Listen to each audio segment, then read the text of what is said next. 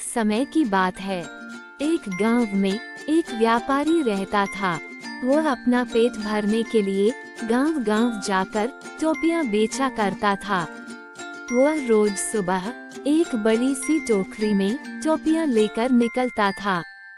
उन्हें बेचकर वह शाम तक अपने घर वापस आ जाता था।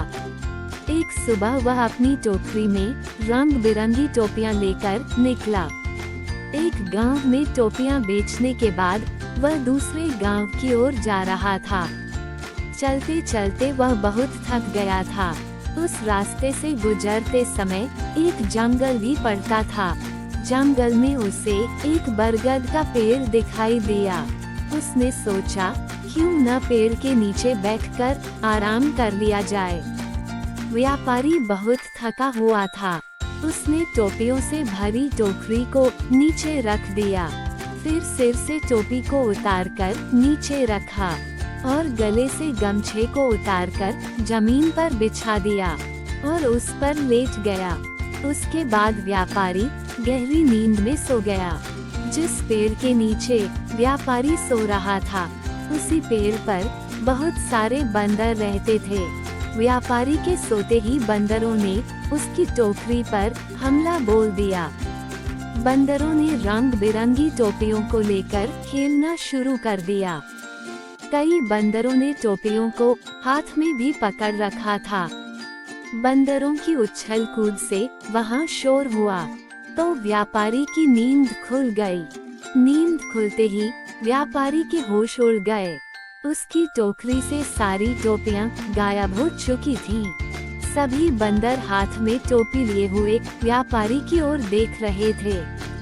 व्यापारी ने ऊपर बंदरों की ओर देखा तो उसे सब समझ आ गया। व्यापारी परेशान हो गया। वह सोच में पड़ गया कि अब टोपियां न बेच पाने के कारण उसका कितना नुकसान हो जाएगा।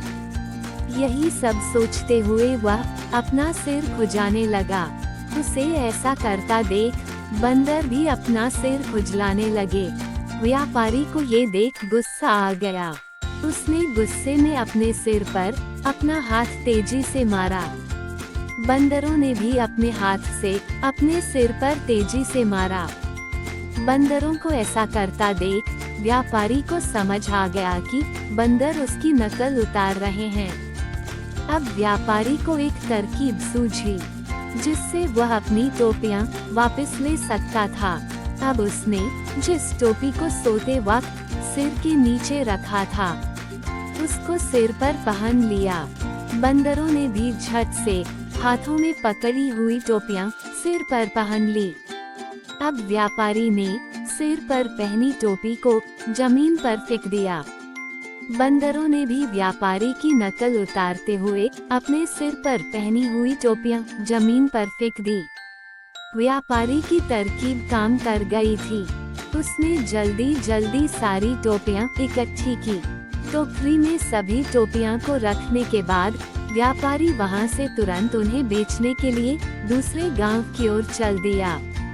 बंदर व्यापारी का मुंह देखते रह गए। ऐसी और कहानी के लिए वीडियो को लाइक और चैनल को सब्सक्राइब करना न भूलें। धन्यवाद।